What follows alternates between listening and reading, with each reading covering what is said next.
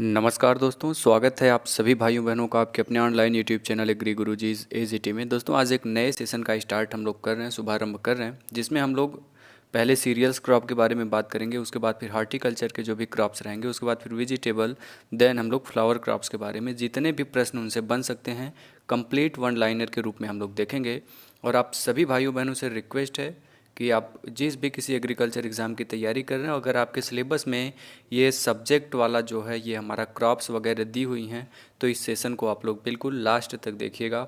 चलिए स्टार्ट करेंगे सेशन। आप सभी को पता है, जैसा कि नाम है, wheat crop all one liner को हम लोग इसमें कवर करेंगे।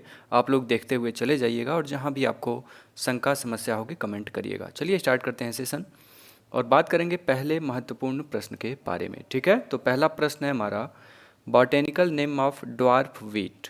ठीक है, जो 87% एरिया कवर करता है, तो उसका बॉटेनिकल नेम जो है ड्वार्फ वीट का वो होता है ट्रिटिकम एस्टिवम। ठीक है, इसमें क्रोमोसोम नंबर होता है 2n = 42। नेक्स्ट वन की बात करेंगे, फैमिली क्या है, तो फैमिली ग्रेमिनी है, बिल्कुल इंपॉर्टेंट है, जिसे पोएसी के नाम से भी जाना जाता है। नेक्स्ट वन है origin place of wheat. Wheat का जो ओरिजिन प्लेस है वो साउथ वेस्ट एशिया, जिसे टर्की भी कहा जाता है। बिल्कुल सारे क्वेश्चन का समावेशन मिलेगा। वीट में जो प्रोटीन पाई जाती है वो कितने % होती है, तो वीट क्रॉप में हमारे जो प्रोटीन होती है वो 10 से 12% पाई जाती है। ठीक ना। फैट कितना होता है, तो फैट 1.50, अर्थात गेहूं की फसल में हमारा 1.5% फैट की मात्रा, फैट कंटेंट पाया जाता है। फाइबर परसेंट गेहूं में कितना होता है, तो गेहूं में फाइबर परसेंट की जो मात्रा होती है वो 1.20% fibre are present in the wheat crop. Next one carbohydrate percent. Carbohydrate percent ये इंपॉर्टेंट रहेगा आपके सभी एग्जामों के लिए। तो 67 to 72% जो होता है कार्बोहाइड्रेट गेहूं में पाया जाता है। नेक्स्ट वन है selling percent. It is most important question for your examination. Selling percent of wheat is 60%, very very important question. Next one harvest index of wheat. Wheat का हार्वेस्ट इंडेक्स कितना होता है, तो वो 40 to 45% होता है। 40 से 45% हार्वेस्ट इंडेक्स होता है किसका, तो वीट का। और how many tillers in 1 metre square area in wheat field. 1 metre square area जो है वीट फील्ड का, उसमें कितने टिलर्स होंगे, तो टिलर्स की संख्या 230 से 340 होती है। और ये JRF में पूछा हुआ प्रश्न है। ठीक ना, तो एक भी प्रश्न ऐसा नहीं बचेगा जो आपके ICR, JRF, UP CATET, even आपके जॉब वगैरह वाले एग्ज़ामों में भी अगर पूछा हुआ है तो इसमें आपको मिल जाएगा। टेस्ट वेट होता क्या है पहले जानिए। तो यह सीरियल्स में इसका इस्तेमाल किया जाता है, जो छोटे दाने वाले फसलें होती हैं, और 1000 सीड का जो वेट होता है उसे हम लोग टेस्ट वेट कहते हैं। ठीक ना, तो जो टेस्ट वेट गेहूं का होता है वो 40 ग्राम होता है। और जो गेहूं का मामा है फैलरिस माइनर, उसका टेस्ट वेट कितना होता है, तो याद रखिएगा 2 ग्राम होता है टेस्ट वेट फैलरिस माइनर का। अगला महत्वपूर्ण है हमारा nitrogen bio fertiliser used for wheat. Wheat में कौन सा हमारा नाइट्रोजन बायो फर्टिलाइज़र यूज़ किया जाता है, तो एजोटोबैक्टर। वेरी इंपॉर्टेंट क्वेश्चन, कई बार यह पूछा हुआ है आपके परीक्षाओं में। आगे बात करेंगे हम लोग, देखेंगे 100 gram wheat provide how much calories. Important question है। तो 100 ग्राम वीट जो होता है वह कितने कैलोरीज ऊर्जा को देता है, तो वो हमारा 327 कैलोरी ऊर्जा को प्रोवाइड करवाता है। आगे बात करेंगे हम लोग yellow colour of durum and suji flour due to which carotenoid pigment. जो येलो कलर होता है हमारा, जो सूजी वाला जो आटा होता है, और वो किस कैरोटिनॉइड के कारण होता है, तो किस कैरोटिनॉइड पिगमेंट के कारण होता है, तो वो होता है ल्यूटीन के कारण। यह बहुत महत्वपूर्ण प्रश्न है और मैं तो कहूँगा इसका आप लोग एक बार स्क्रीनशॉट ज़रूर रख लीजिए।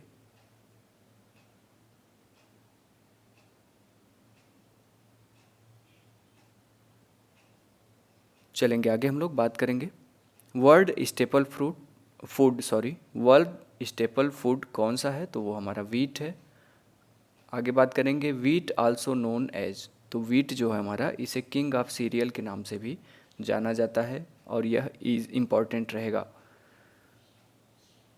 Inflorescence of wheat is known as, तो जो इन्फ्लोरोसेंस होता है गेहूं का उसे ईयर, स्पाइक या हेड के नाम से भी जानते हैं। आगे बात करेंगे फ्रूट टाइप ऑफ व्हीट। थोड़ा सा यहाँ पर स्पेलिंग टाइपिंग में एरर है, ई रहेगा।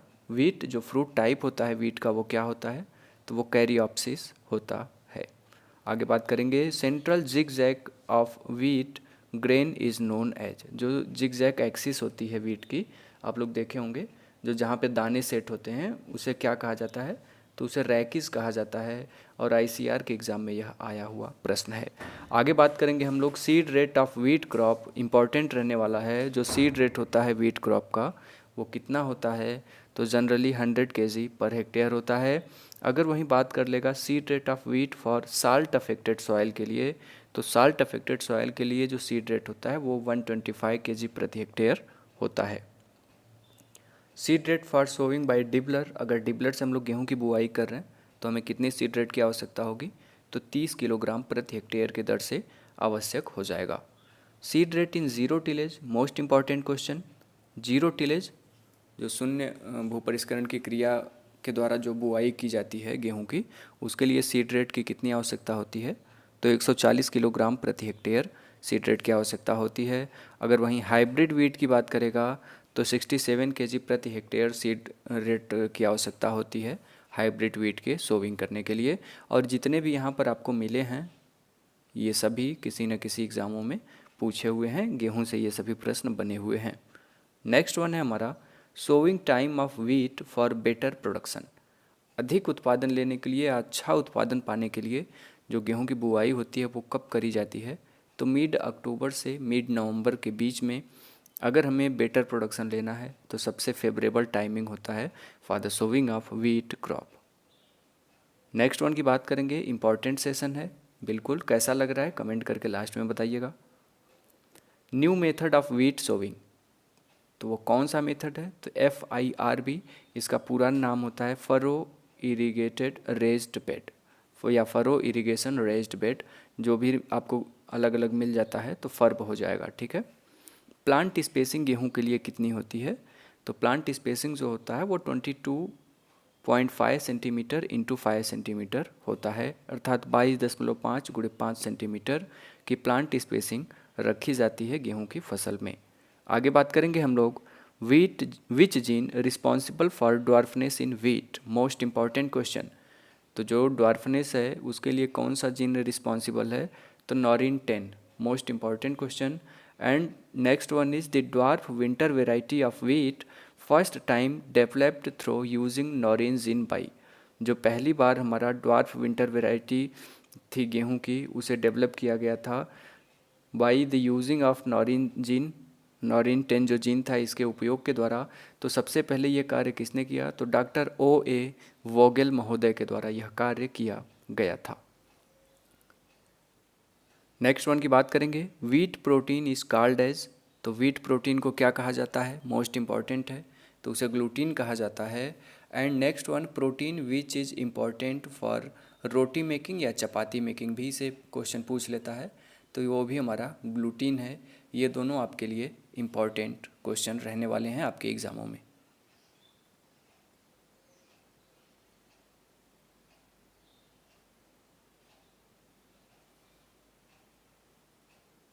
बिल्कुल चलेंगे आगे हम लोग और बात करेंगे method for breeding for wheat. जो ब्रीडिंग होता है गेहूं में वो किस मेथड के द्वारा किया जाता है, तो वो प्योर लाइन सिलेक्शन मेथड के द्वारा किया जाता है। ब्रीडिंग की प्रक्रिया प्योर लाइन के द्वारा होती है। Next one, cleistogamy was found in, very important question, cleistogamy was found in wheat and barley crop, important रहेगा। Next one, spacing of row to row, wheat के फेवर में हम लोग बात कर रहे हैं, तो रो टू रो जो होती है वो 22.5 सेंटीमीटर होती है। अगर वहीं हम कॉलम टू कॉलम की बात करेंगे, ठीक है, लाइन टू लाइन की, तो लाइन टू लाइन के बीच में 5 सेंटीमीटर का गैप होना चाहिए, ठीक है। रो टू रो, ठीक है, 22.5 रहेगा। कॉलम टू कॉलम जो हमारा वर्टिकल रहेगा वो 5 सेंटीमीटर रहेगा, ठीक है। नेक्स्ट वन की बात करेंगे स्पेसिंग ऑफ रेनफेड व्हीट, जो रेनफेड व्हीट होती है इसका स्पेसिंग क्या होता है, तो 25 से 30 सेंटीमीटर गुणे 5 से 6 सेंटीमीटर इसका स्पेसिंग रखा जाता है। रेनफेड वीट का, ठीक ना। नेक्स्ट वन की बात करेंगे, स्पेसिंग ऑफ लेट सोविंग। अगर हम लोग गेहूं की लेट बुआई कर रहे हैं तो उसके लिए कितना स्पेसिंग रखना पड़ेगा, तो 15 से 16 सेंटीमीटर स्पेसिंग रखना होता है। Next one, pseudo serial is. Pseudo serial किसे कहा जाता है, तो बकवीट को कहा जाता है, और यह कई बार आपके एग्ज़ाम में बना हुआ प्रश्न है। यह बीएचयू में भी पूछा हुआ था, स्यूडो सीरियल किसे कहा जाता है, तो बकवीट को स्यूडो सीरियल के रूप में भी जाना जाता है। नेक्स्ट वन की बात करेंगे हम लोग, which crop having highest percent of nitrogen. Most important, that right answer wheat हो जाएगा। आगे बात करेंगे, multi line are produced in wheat by. जो गेहूं की फसल में मल्टी लाइन प्रोड्यूस किया जाता है वह किस मेथड के द्वारा किया जाता है, तो that is produced by back cross method, important रहेगा। Next one, the scientific name of pink stem borer. जो पिंक स्टेम बोरर होता है इसका साइंटिफिक नाम क्या होता है, और मोस्ट इम्पॉर्टेंट क्वेश्चन है ये। और इसका जो हमारा साइंटिफिक नेम होता है वो होता है सिसेमिया इन्फ्रेंस, ठीक है, इंपॉर्टेंट है। यह गेहूं में लगता है पिंक स्टेम बोरर, और इसका जो साइंटिफिक नेम होता है वो होता है सिसेमिया इन्फ्रेंस। नेक्स्ट वन की बात करेंगे, wheat stem borer Sesamia inferens attack in. जो वीट स्टेम बोरर होता है सिसेमिया इन्फ्रेंस, यह कब अटैक करता है, तो यह नाइट के समय, रात के समय अटैक करता है। नेक्स्ट वन की बात करेंगे, एलो हेक्साप्लॉइडी फाउंड इन। तो allohexaploidy found in wheat crop, most important question. Next one, national average yield of wheat is. जो नेशनल एवरेज यील्ड है वीट की वो कितनी है, तो 22 क्विंटल प्रति हेक्टेयर, ठीक है, पर हेक्टेयर हो जाएगा। In India maximum acreage and production of wheat is in, ठीक है, वीट का जो एकरेज और मैक्सिमम प्रोडक्शन है वह कहाँ पर होता है वीट का, तो बिल्कुल यूपी, राइट हो जाएगा। नेक्स्ट वन की बात करेंगे, common bread wheat is known as. जो कॉमन ब्रेड वीट होता है इसे ट्रिटिकम एस्टिवम कहते हैं। 2n is equal to 42 chromosome number होता है। नेक्स्ट वन की बात करेंगे, when seed is dropped by hand in furrow is known as. जब सीड जो होता है उसे हाथ के द्वारा फरो के पीछे गिराया जाता है, फरो अर्थात कूंड में गिराया जाता है, तो उसे क्या कहा जाता है, तो उसे केरा मेथड कहते हैं। मोस्ट इम्पॉर्टेंट क्वेश्चन रहने वाला है।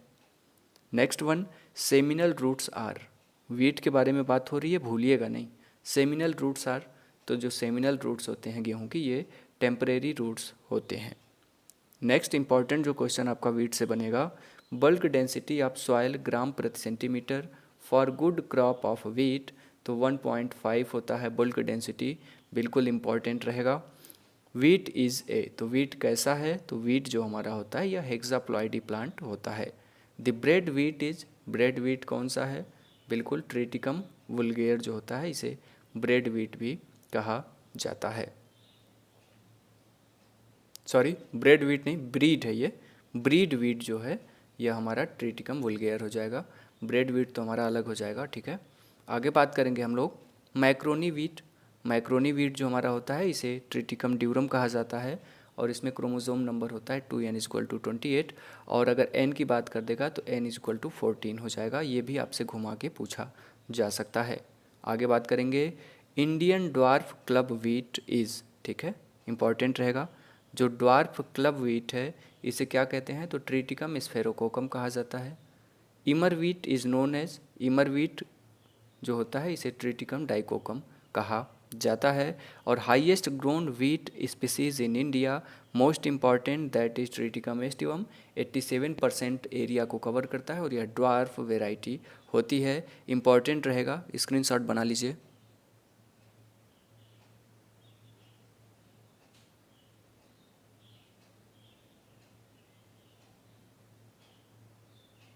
ठीक है, चलेंगे आगे हम लोग। मैक्रोनी वीट को क्या कहा जाता है, तो बिल्कुल एक्सपोर्टेड वीट कहा जाता है। Macaroni wheat is known as exported wheat, ठीक है। First man made cereal, most important and easy question, it is known as triticale. जो ट्रिटिकेल है इसे फर्स्ट मैन मेड सीरियल भी कहा जाता है। नेक्स्ट वन की बात करेंगे, triticale is a cross of. जो ट्रिटिकेल है यह किसके किसके क्रॉस से पैदा किया गया, तो यह वीट और राई के क्रॉस के द्वारा पैदा किया गया ट्रिटिकेल को, और first man made serial triticale को कहा जाता है।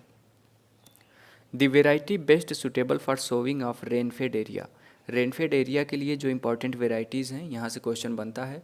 तो C306, सुजाता, सेरा, मुक्ता, ये कैसी वेराइटी है? तो ये सुटेबल है किसके लिए? तो रेनफेड एरिया के लिए इंपॉर्टेंट है। ये तीनों जो भी इंपॉर्टेंट हैं बस उन्हीं को लिया गया है, याद रखिएगा। Both blight and rust resistant variety are, जो ब्लाइट और रस्ट रेसिस्टेंट वेराइटी है वो कौन सी हैं? तो UP 2425, PBW 273 और WH 291, ये कैसी हैं? तो ब्लाइट और रस्ट रेसिस्टेंट वेराइटीज़ हैं गेहूं की। आगे बात करेंगे मैक्रोनी वीट वेराइटी आर, जो मैक्रोनी वीट है इसकी वेराइटीज़ कौन सी हैं? तो जयराज, मेघदूत, मालविका और HD 4530, ये मैक्रोनी वीट की वेराइटीज़ हैं। आगे बात करेंगे single gene dwarf variety of wheat, जो सिंगल जीन है, डबल जीन है, ट्रिपल जीन है, ये बहुत महत्वपूर्ण है, ध्यान से देखिएगा। Single gene dwarf variety of wheat जो है इसमें सोनालिका, लरमा रोजो, ठीक है, 64A और गिरजा, ठीक ना, ये सभी जो हैं कैसी हैं? तो सिंगल ड्वार्फ वेराइटी हैं वीट की। अगर वहीं हम लोग बात करें डबल जीन ड्वार्फ वेराइटी की, तो इसमें कल्याण सोना, छोटी लरमा, जनक, HD 2204, प्रताप, अर्जुन और सोनारा 64, सोनारा 64 और सोनारा 63, लरमा रोजो, ये जो हैं ये इंपॉर्टेंट हैं क्योंकि ये ग्रीन रिवॉल्यूशन में भी इंक्लूड करी गई थी। और कैसी वेराइटीज़ हैं? तो डबल जीन ड्वार्फ वेराइटीज़ हैं। आई होप सो एंजॉय कर रहे होंगे आप लोग। देखेंगे अगला प्रश्न हम लोग, triple gene dwarf variety of wheat release during, जो ट्रिपल जीन ड्वार्फ वेराइटी थी गेहूं की वो कब रिलीज़ की गई थी? तो 1970 में उसे रिलीज़ किया गया था। और आगे बात करें ट्रिपल जीन ड्वार्फ वीट की वेराइटीज़ कौन कौन सी हैं? तो इसमें हीरा, मोती, लाल बादशाह, ज्योति जवाहर, UP 301, UP 319, ये कैसी हैं? मोस्ट इम्पॉर्टेंट है भाइयों ये। तो ये ट्रिपल जीन ड्वार्फ वेराइटी हैं गेहूं की। स्क्रीनशॉट आप लोग ले लीजिए क्योंकि ये एग्ज़ाम में पूछे जाने की प्रबल संभावना है।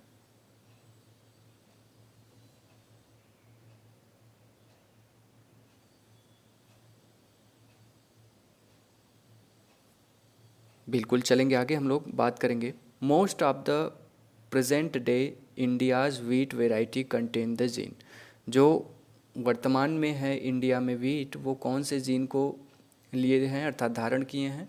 तो बिल्कुल RST1 एंड RST2 ये जीन हैं, इंपॉर्टेंट क्वेश्चन है।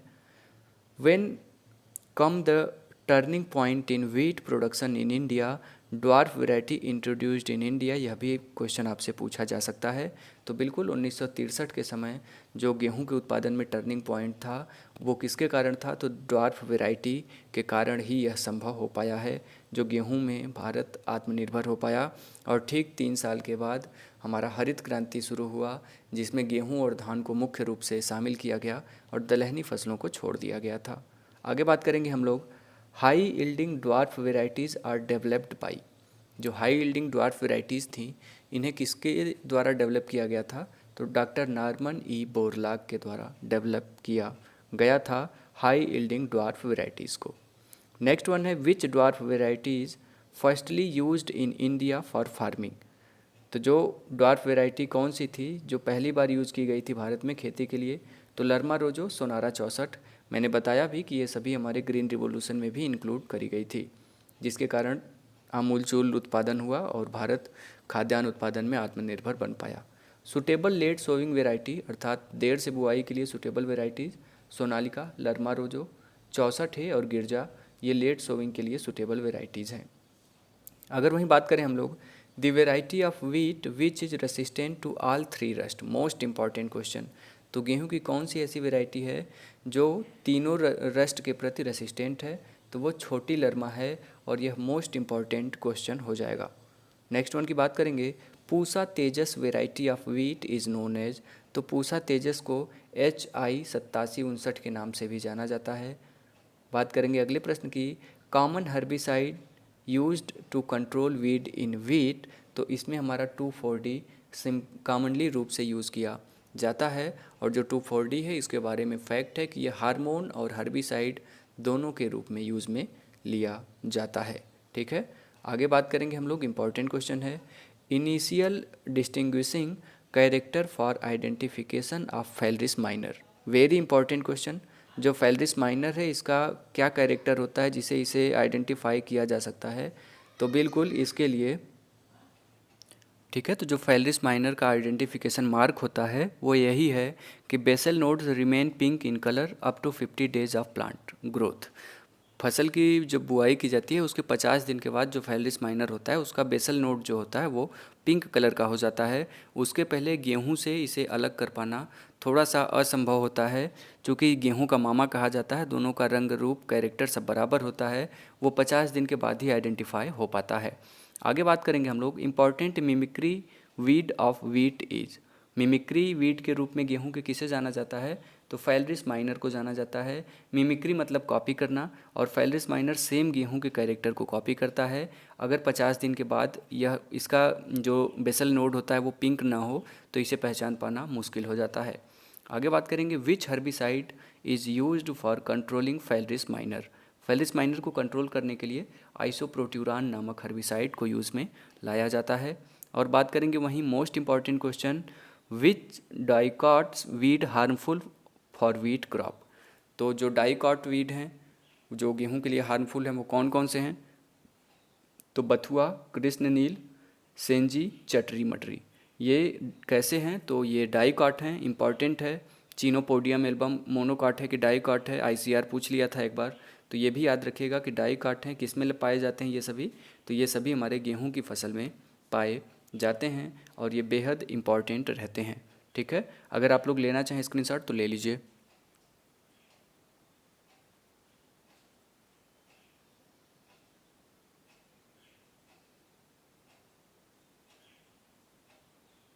ठीक है, चलेंगे आगे हम लोग। Which monocot weed harmful for wheat crop. तो मोनोकॉट कौन सा हो जाएगा? फेलरिस माइनर, वाइल्ड ओट और मोथा। ये मोनोकॉट वीड होता है जो नुकसान करता है गेहूं की फसल को, और ये सभी के सभी प्रश्न आपके बने हुए हैं। ऑब्जेक्टिनेबल वीड ऑफ वीट, ठीक है, ऑब्जेक्शनेबल जो वीड है, ऑब्जेक्शनेबल वीड गेहूं का वो कौन सा है? तो बिल्कुल कॉन्वोल्वुलस एर्वेंसिस होता है। कैसा? Objectionable weed of wheat. Next one, associated weed of wheat. जो एसोसिएटेड वीड होता है गेहूं का वो कौन सा है? तो फेलरिस माइनर, एवेना फटुआ, चीनोपोडियम एल्बम जिसे बथुआ कहा जाता है, मैंने आपको ऊपर बताया। तो ये कैसे वीड हैं? तो एसोसिएटेड वीड होते हैं गेहूं के। ठीक है, नेक्स्ट वन की बात करेंगे, zinc and sulphur deficiency in wheat is reported in. तो जो गेहूं में जिंक और सल्फर की डिफिशियंसी को रिपोर्ट किया गया है कहाँ पर? तो पंजाब में। मोस्ट इंपॉर्टेंट क्वेश्चन है। Next one, most suitable cropping system for wheat crop. तो उसके लिए मिक्स्ड क्रॉपिंग जो होता है यह सबसे सुटेबल क्रॉपिंग सिस्टम होता है। इसमें गेहूं और सरसों का अनुपात भी आपको पता होना चाहिए। तो गेहूं की 9 लाइनें अगर हैं तो एक लाइन उसमें सरसों को लगा करके मिक्स्ड क्रॉपिंग हम लोग कर सकते हैं। Next question very important, Indian institute of wheat and barley research located at, that is located at Karnal Haryana. Next one, international मेज एंड व्हीट इम्प्रूवमेंट सेंटर जिसे सिमिट के नाम से जाना जाता है, यह कहाँ पर है? तो यह मैक्सिको में। स्थापना कब हुई? तो 1966 में सिमिट की स्थापना की गई थी। कहाँ पर? मैक्सिको में। नेक्स्ट वन की बात करेंगे हम लोग, आगे देखेंगे। अगला महत्वपूर्ण प्रश्न है, most critical stage for irrigation of wheat. तो यह जो इरिगेशन के लिए क्रिटिकल स्टेज होता है वो CRI जिसे ताजमूल अवस्था या क्राउन रूट इनिशिएशन स्टेज भी कहा जाता है। नेक्स्ट वन की बात करेंगे, CRI stage came in wheat, यह कितने दिन के बाद गेहूं की फसल में आती है? तो यह 21 दिन के बाद आता है। आगे बात करेंगे, average depth of sowing wheat seed in field, कितनी गहराई होनी चाहिए बोने के लिए? तो 5 सेंटीमीटर की गहराई पर हम लोग गेहूं के बीजों की बुआई करते हैं। Next one, ideal fertiliser dose for wheat field, जो NPK है इसका डोज कितना होना चाहिए? तो 120, 60 और 40, 120 संबंधी 60 संबंधी 40 होना चाहिए NPK का रेशियो। किसके लिए? तो आइडियल फर्टिलाइज़र है यह गेहूं के खेती के लिए। नेक्स्ट वन की बात करेंगे, suitable moisture for storage of wheat. तो व्हीट को स्टोरेज के लिए जो सुटेबल मॉइस्चर होता है वह कितना होना चाहिए? तो 10 से 12%। और आगे बात करेंगे, suitable moisture for harvesting of wheat. कटाई कितने नमी पर करना चाहिए, तो 25 से 30% नमी पर कटाई करना चाहिए। आगे बात करेंगे हम लोग, मोस्ट इम्पॉर्टेंट है ideal temperature for germination of wheat seed. Wheat seed के जर्मिनेट करने के लिए, जो वीट सीड होता है उसे जर्मिनेट करने के लिए कितने आइडियल टेम्परेचर की आवश्यकता होती है, तो 20 से 25 डिग्री सेल्सियस टेम्परेचर की आवश्यकता हो जाती है। आगे बात करेंगे ideal germination percent of wheat. जो जर्मिनेशन परसेंट होता है वीट का, ये बहुत महत्वपूर्ण है, कितना, तो आइडियल होता है 85%। और वहीं बात करें oxidation of carbon in wheat at which temperature, that is 24 degree Celsius. ये दोनों both questions are very important और useful for your examination, so you should try to screenshot.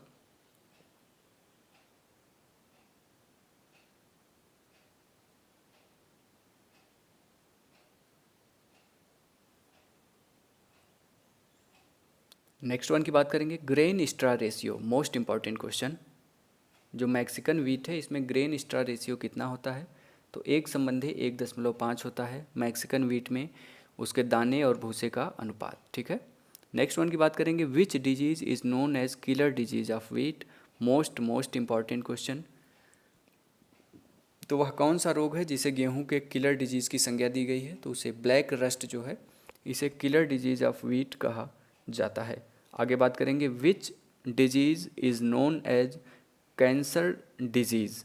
थोड़ा सा टाइपिंग में जल्दबाजी में डिजीज़ रहेगा।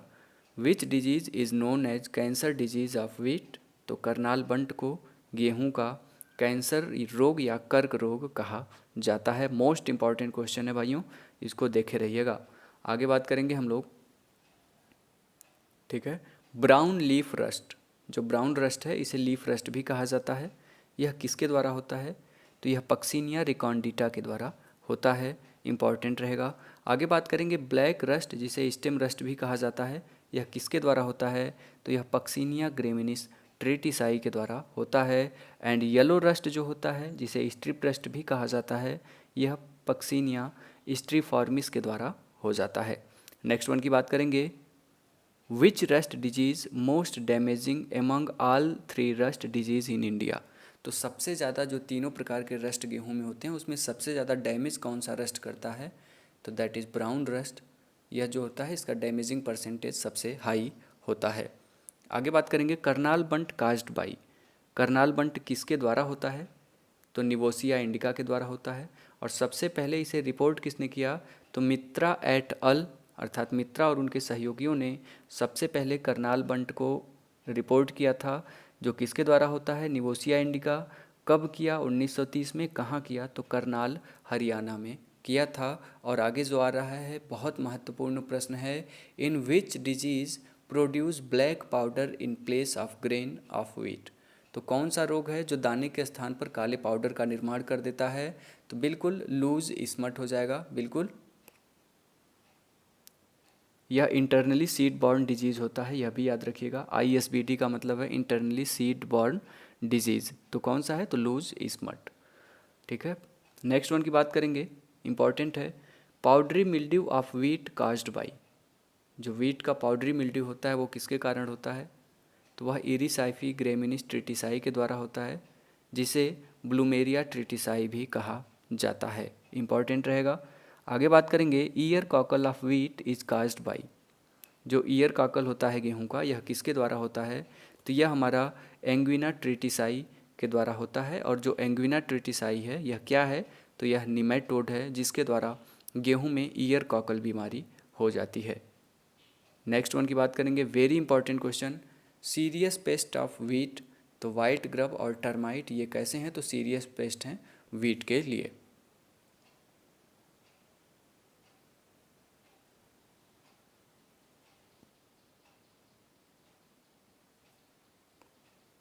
नेक्स्ट वन की बात करेंगे हम लोग, the scientific name of wheat termite. थोड़ा सा कंटिन्यू बोलने में ना दिक्कत हो जाती है इसलिए, ठीक है।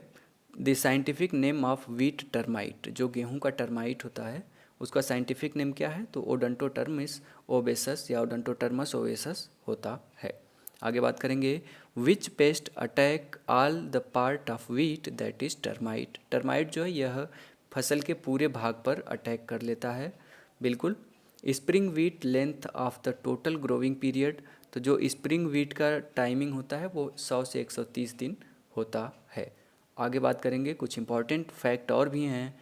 रिक्वायर ए कोल्ड पीरियड अर्थात चिलिंग जिसे वर्नलाइजेशन कहते हैं, तो ड्यूरिंग, तो यह अर्ली ग्रोथ के समय जो होता है गेहूं के लिए वो चिल्ड एटमॉस्फेयर या वर्नलाइजेशन की आवश्यकता होती है, बिल्कुल इम्पॉर्टेंट है। इसीलिए ना नवंबर में बोई जाती है तो उस समय ठंडी ज़्यादा रहती है, तो अर्ली ग्रोथ के लिए जो होता है वो वर्नलाइजेशन वगैरह इंपॉर्टेंट हो जाता है। नेक्स्ट वन की बात करेंगे, the optimum pH range for wheat crop, that is 6 to 8 pH is optimum for the wheat crop. Next one, which crop is tolerant to soil salinity, ठीक है। तो जो व्हीट क्रॉप है यह टॉलरेंट है सॉयल सैलिनिटी के लिए, तो कैसा, तो मॉडरेटली है, इम्पॉर्टेंट है ये।